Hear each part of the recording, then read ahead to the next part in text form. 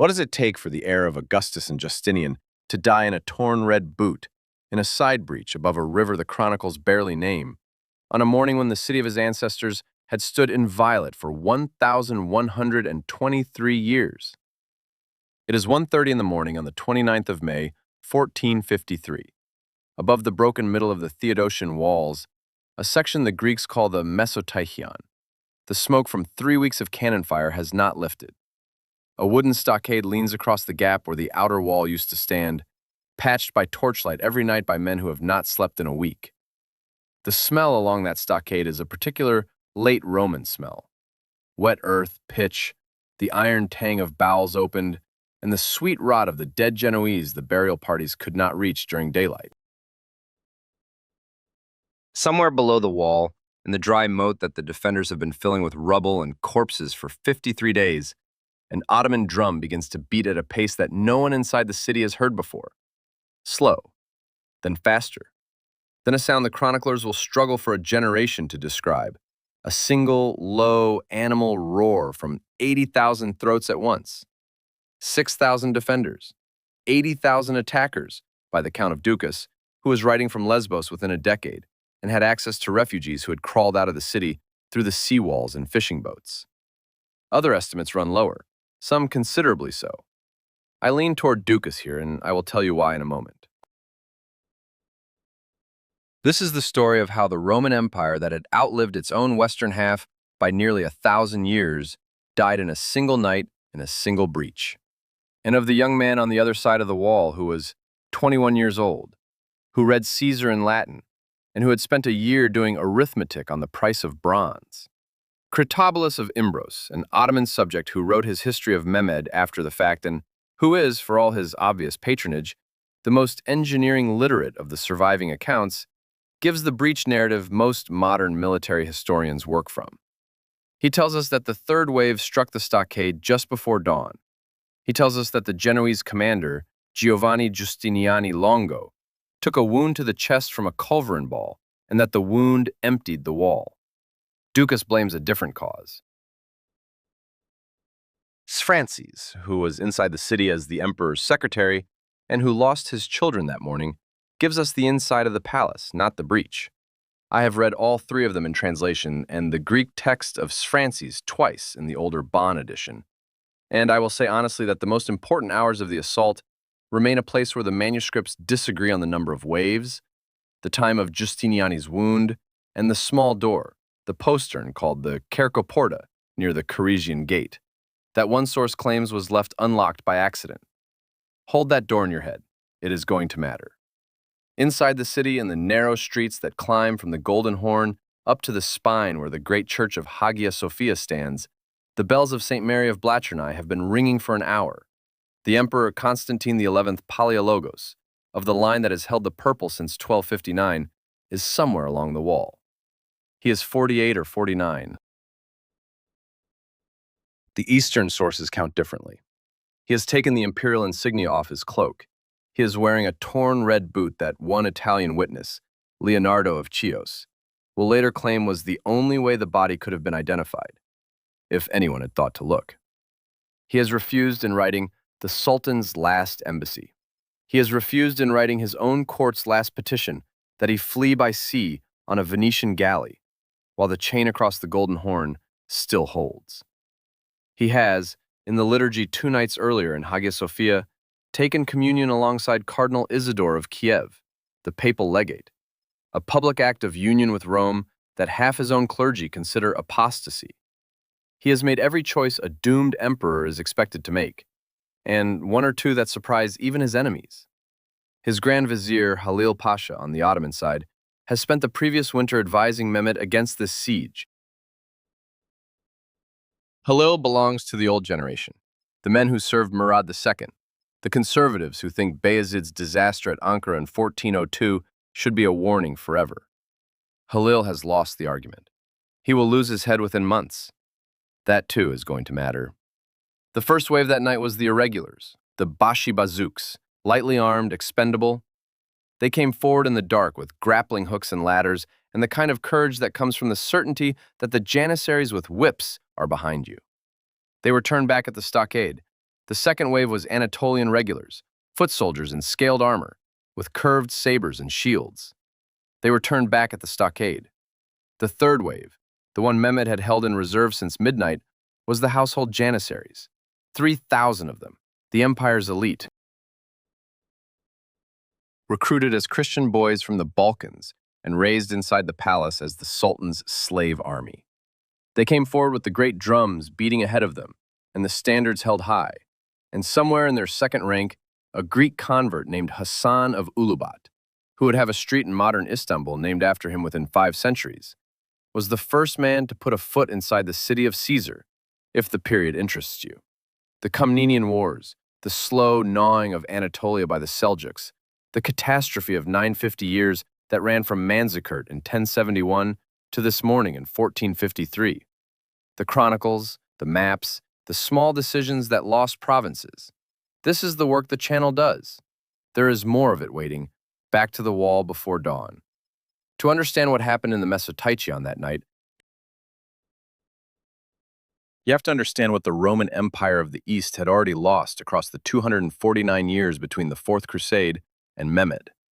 You have to understand how a city that had once held a population of 500,000 people came to be defended in its final hour by a garrison so thin that the emperor's secretary, George Francis, was personally tasked with counting every able-bodied man in the city and reported the result to the emperor in a closed room with the door barred.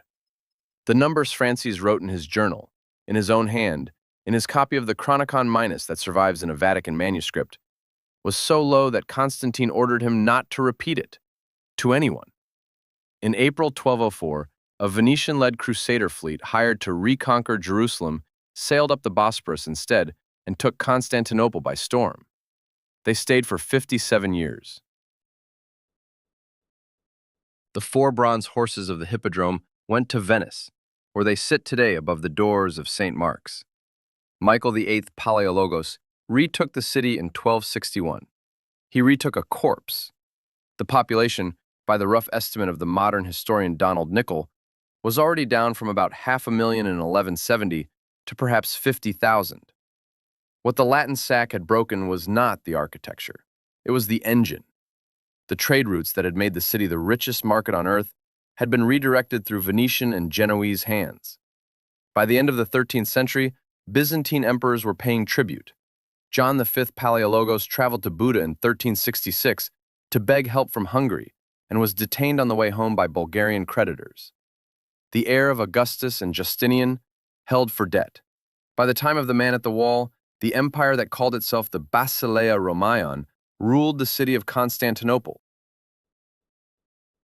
a thumb of the Peloponnese around Mistra, a handful of Aegean islands, and very little else. Pilgrims like Bertrandin de la Brocquière in 1433 and Pero Tafur in 1437 describe a Constantinople of orchards inside the walls, of fields, of woods. The walls had been built to enclose a metropolis. They now enclosed a small market town with a great church at one end and a derelict palace at the other. Onto this dying remnant in 1451 came Mehmed. He was 19 when he took the throne for the second time. His father, Murad II, had abdicated in his favor once before in 1444, then taken the throne back after the boy's first attempt produced a crusade at Varna and a near mutiny among the Janissaries. Murad died in February 1451. His son rode back into Edirne and within weeks had ordered the strangulation of his infant half-brother, a procedure he would later regularize as a law of fratricide. He was tall, sallow, hook-nosed. He read Latin better than Greek. He owned a copy of Arrian's Life of Alexander he had marked up in his own hand. He understood, more clearly than any sultan before him, that the city on the Bosphorus was not a problem of valor. It was a problem of geometry and metallurgy. We treat Mehmed as an almost mythological figure now, the conqueror, Fatih. He was 21. The historian Halil Inalcik has argued that almost every senior member of his own court considered him reckless, and his Grand Vizier, Halil Pasha, was actively communicating with the Byzantine court. Mehmed knew this. A nervous 21-year-old does not negotiate. He sets an example. In the autumn of 1451, His engineers surveyed a stretch of the European shore of the Bosphorus, 8 kilometers north of the city, where the strait narrows to less than 700 meters. On the Anatolian side stood Anadolu Hisari, built by Bayezid in 1393. On the European side, by April 1452, a new fortress called Rumeli Hisari was rising at a speed that astonished every observer. Dukas says the Sultan personally laid stones for one of the 3 towers. It was finished in 4 months. It mounted heavy bronze cannon at the water level. Any ship trying to reach Constantinople from the Black Sea grain ports could now be stopped, taxed, or sunk by a single broadside. A Venetian captain named Antonio Rizzo refused to lower his sails in November 1452 and was sent to the bottom. Rizzo himself was sawed in half. The siege had effectively begun the moment that fortress was finished.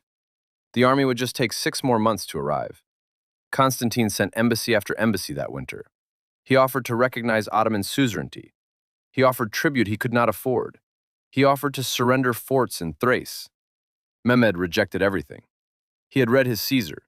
He wanted the head, not the homage. There was one thing the Sultan needed, and it walked into his court by accident. A Hungarian gunsmith called Orban, or Urban in some sources, had come to Constantinople in the summer of 1452 looking for work. He was offered a salary so low he could not feed his family. He waited until the road was passable, went over the wall to Edirne, and presented himself to the Sultan. He asked for funds to cast a bronze bombard larger than any gun in the world. Mehmed quadrupled the request. By January 1453, Orban had cast a single monster in the foundry at Edirne. Its bore was 26 inches across. It fired a stone ball weighing about 600 kilograms. It needed 3 hours to cool between shots. It could only be fired 7 times a day. 60 pairs of oxen and 400 men were needed to drag it the 240 kilometers to the walls. The Greeks called it the basilica. Hold that cooling time in your head. 3 hours. The defenders are going to use it.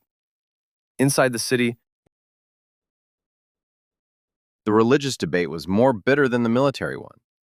The Council of Florence in 1439 had signed a union with the Catholic Church in exchange for promised crusading help. The help had never materially arrived. The union split the Greek clergy down the middle. The line attributed to the Megas Dux Lucas Notaras, better the Sultan's turban than the cardinal's hat, has become famous out of all proportion. Ducas reports it. Sfrancis does not. The line stuck because it captured a real division. Constantine, in the Liturgy of the 12th of December 1452, formally celebrated the union in Hagia Sophia, with Cardinal Isidore officiating. Half the senior clergy stayed away. Several monks publicly cursed him from the porch. He was an emperor whose own capital was not entirely his. Across the Golden Horn, the Genoese colony of Galata, a walled town legally independent of either side, voted to remain neutral. They sold Mehmed timber. They sold Constantine flour. They guaranteed both monarchs they were taking no part in the war. That neutrality is going to come back, and not in the way the Genoese expected. When the spring of 1453 came, Mehmed marched. The total Ottoman host is given by Ducas at about 80,000. Critobulus goes higher. Modern scholars working from the Timar registers land closer to 50 or 60,000 effectives. I take Ducas as the median, because he had refugees to interview. Against this, Constantine had the city militia of perhaps 3,000 men. He had a contingent of Genoese under Giovanni Giustiniani Longo, who had arrived from Chios in January with about 700 men. He had Venetians under Girolamo Minotto, the Bailo. He had Cardinal Isidore's papal contingent of about 200 archers. He had a Catalan company under Pere Julià, small detachments from Crete and Trebizond, and Prince Orhan, an Ottoman pretender the Sultan had been demanding for years, holed up in a palace with his entourage. The total, as Francis counted it on the emperor's order in early March, was between 6,000 and 7,000 men. 6,000 to 7,000 against 80,000. 18 kilometers of wall. The walls themselves were the only thing that made the math even close to thinkable. Theodosius II's triple barrier, built between 410 and 413 under his Praetorian prefect Anthemius, ran an outer moat about 20 meters wide, then a low outer wall called the protikisma, then a strip of open ground called the peribolos, then the main wall, about 12 meters high with 96 towers. It had stopped the Avars and the Persians in 626. It had stopped 2 Arab sieges in the 7th and 8th centuries. No army had ever broken through this land wall from the outside in 1,000 years. What no one in the city quite let themselves say out loud, even in March, was that the bombard waiting in Edirne meant the rules had changed. The Ottoman vanguard came in sight of the walls on the 2nd of April. The main host arrived 4 days later. By the 6th, the Sultan's red and gold pavilion stood opposite the St. Romanos Gate, where the Lycos River slips out from under the foundations and the ground dips inside and outside the defenses. That dip mattered. Along most of the line, the outer wall stood lower than the main wall, but the main wall's height overlooked it and provided a second tier of fire. At the Mesotechion, the section above the Lycos Valley, the ground falls away on both sides. The 2 walls run nearly at the same level. There is no second tier. Mehmed had read his geography. He pointed his guns at the only place along the land wall where the architecture of Anthemius had a weakness, and he set the basilica in the middle of his battery facing it. Barbaro, the Venetian surgeon writing his giornale day by day inside the city, notes on the 7th of April that the bombardment opened in earnest. The basilica fired once an hour at most. The smaller bombards in the battery, 14 of them by Critobulus' count, fired more frequently. The first day of fire took down a section of the outer wall near the St. Romanos Gate. The defenders went out that night and rebuilt it. Not with stone. They did not have stone. They rebuilt it with what was at hand. Timber palisades, barrels filled with earth, bundles of brushwood, broken masonry from inside the city. The work was directed by Giovanni Giustiniani Longo, given supreme command of the land wall by Constantine the same week. Giustiniani understood that a stone wall, once breached by a 600-kilo ball, cannot be rebuilt with stone in the night. It can only be patched with a soft barrier that absorbs the next shot instead of shattering against it. Earth absorbs. Timber absorbs. The defenders patched and patched again, and for 14 days the wall did not fall. The cooling time saved them. 3 hours between the great guns' shots. 7 shots in a day at the most. In those gaps, the defenders worked.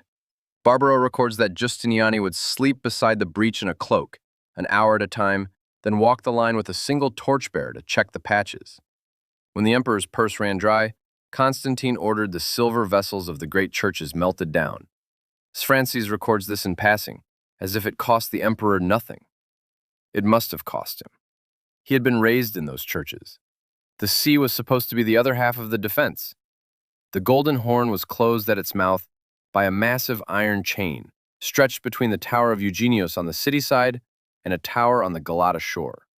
It floated on heavy timber balks. The same engineering principle had defeated the Arab fleets in 717. As long as the chain held, no Ottoman ship could enter the horn, and the city's lower northern wall was safe.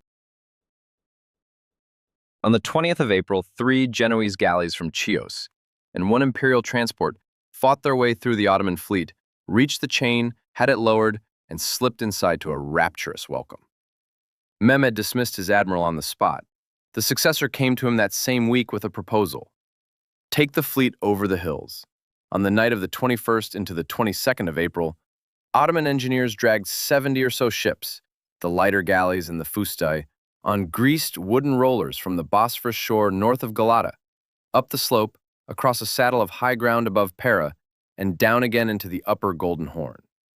The route passed through territory the Genoese of Galata had told both sides they would keep neutral. The Genoese watched the ships go past and did not warn the city. Stephen Runciman, in 1965, calls Galatee's neutrality genuinely impossible to maintain. I lean less generous. They could have lit a single beacon. The morning of the 22nd of April, Barbaro looked out from the seawall and saw something he could not at first understand. There were Ottoman ships full-rigged in the upper end of the Golden Horn, inside the chain, on water that for 1,000 years had been the city's safe harbor. He writes that he refused to believe it for an hour. He thought it was a trick of the dawn light, It was not a trick. The city now had to defend the northern wall as well as the land wall. The garrison had to be thinned along yet another line. Constantine ordered men shifted off the Marmara wall to the Horn, and off the land wall to fill those gaps, and the line at the Mesopotamian grew thinner. From the moment of the ships in the Horn, the siege was not a question of whether Constantinople would fall, but of when. Inside the city, the religious processions began to multiply. Sphrantzes records a great procession on the 24th of May carrying the icon of the Hodegetria, the city's most sacred image, attributed by tradition to St. Luke. The procession went the length of the walls. Near the Corinthian gate, the icon slipped from its bearers and fell face down on the cobbles. Doukas adds that a thunderstorm broke that afternoon, and a sea fog rolled in from the Marmara, so thick that the men on the land wall could not see their own watchposts. The historian Marios Philippides notes that all three signs are conventional topoi of imperial doom in Byzantine chronicle literature, which means we should not take them as journalism, but it does not mean Doukas invented them. The procession really happened. The fog really came in. The men on the wall really thought their city had been abandoned by its protector. If you have been with me this far, give me a moment. The fleet is in the Horn. The great gun is in the battery. The icon has fallen in the procession. Chronicles laid next to each other, maps, the small decisions that lost provinces. This is the work this channel does. Back to the wall. On the 28th of May, the Sultan called a final council of his commanders in the Red Pavilion above the Lycos. Halil Pasha, the Grand Vizier, argued for one last negotiation, citing the Hungarian relief force that might be marching south, the rumor of Venetian galleys in the Aegean, the cost of a failed storm. Zaganos Pasha, the young vizier, argued for assault that night. The historian Halil Inalcik, writing in 1969, reconstructs the meeting from the Ottoman sources,